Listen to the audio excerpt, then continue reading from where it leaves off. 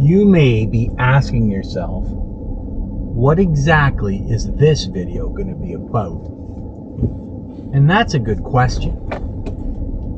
I often get questions about, what do you do for a living? Are you a teacher? That's very common. Well, the truth is, I'm actually a horticulturalist, and more specifically, I'm actually an arborist, or an urban forestry worker, if you will. That's what I went to school for almost 30 years ago now. Later in life, I moved from actually doing the work to overseeing the work, becoming a lead hand and a supervisor, and finally a senior manager, overseeing about 200 people. Now in 2009, when world events led to restructuring of companies, well, the organization that I worked for decided it was time to make a change in the way its management structure was. And I was a victim of that restructuring. Now, the company I worked for was an absolutely fantastic company, and the people I worked with are just great people. And they had some tough decisions to make, and unfortunately, I was one of those people that was impacted. But hopefully, it's going to allow a lot of other people to retain their jobs and their way of life. So, because of that, I ended up back on the street looking for work. Well, I developed this YouTube channel. The YouTube channel actually helped me a lot to keep my sanity and to give me focus on something that I could do that was both productive and, I hope, educational for other people. The problem is, my skill set is fairly specific now in higher, more executive management. So I have a hard time finding a job in my field locally without having to move all over the place. So I decided the best thing to do was to go back to school, and that's exactly what I've done. Well, everybody, I've just started a 15-week training program on construction equipment, and I'm absolutely jazzed. I can't wait to get on to all kinds of other stuff. Over the last 8 weeks, I've been enrolled basically in a construction equipment course, and ultimately a truck driving course as well. It gives you certifications in bulldozers, excavators, graders, backhoes, and transport trucks. Now I'm just about finishing up the hands-on practical experience for the construction equipment. I've got another week or so, maybe 2 weeks of motor grader training and finalizing my excavator. But it's a really good school, and what they do is they walk you through all the processes to both inspect, maintain, and operate various pieces of construction equipment and put you in positions to practice sort of common functions. So for backhoes and excavators, you learn how to properly dig trenches, slope the sides of those trenches. They talk about how to make pier footings and how to properly grade with those buckets to make a nice, smooth, finished product.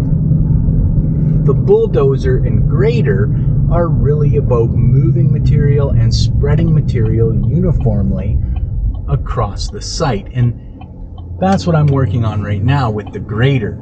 And I'll tell you, I've never been in a motor grader before, and it is an absolutely interesting piece of equipment to run. Now, the majority of the equipment, including the bulldozer, the backhoe, the excavator, and the trucks, are all local here in Niagara Falls. But the grader, well, the grader's actually located in Cambridge. It's about an 1.75 hour to 2 hour drive, depending on traffic, one way. So I have a 4-hour drive each day to go and practice with the motor grader.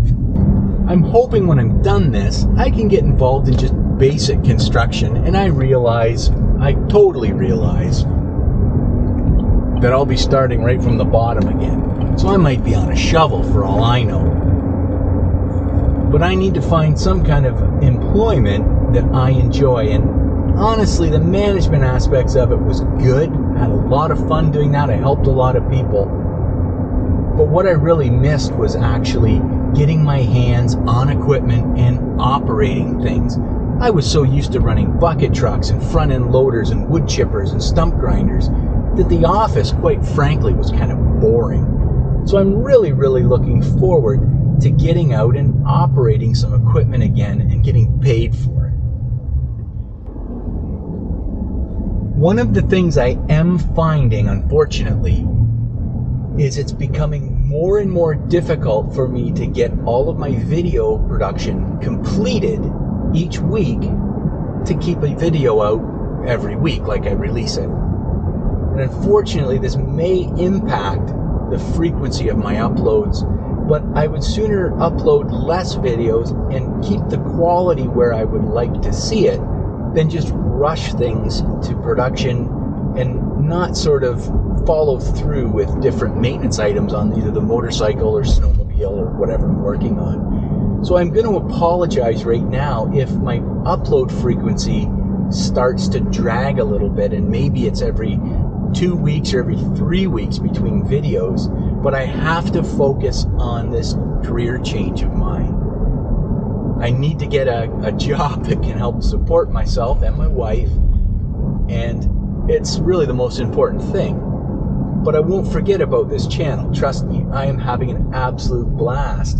And if anything, the channel and the people that subscribe and comment have kept my spirits high and kept my motivation to keep moving forward. So I want to thank everybody out there for all the support you've offered me, even though you don't know what I've been going through over the last couple of years.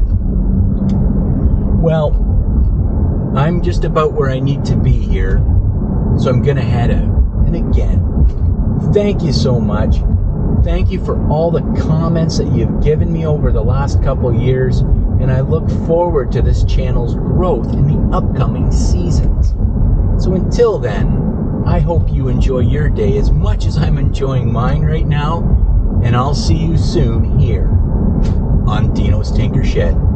Tinker easy.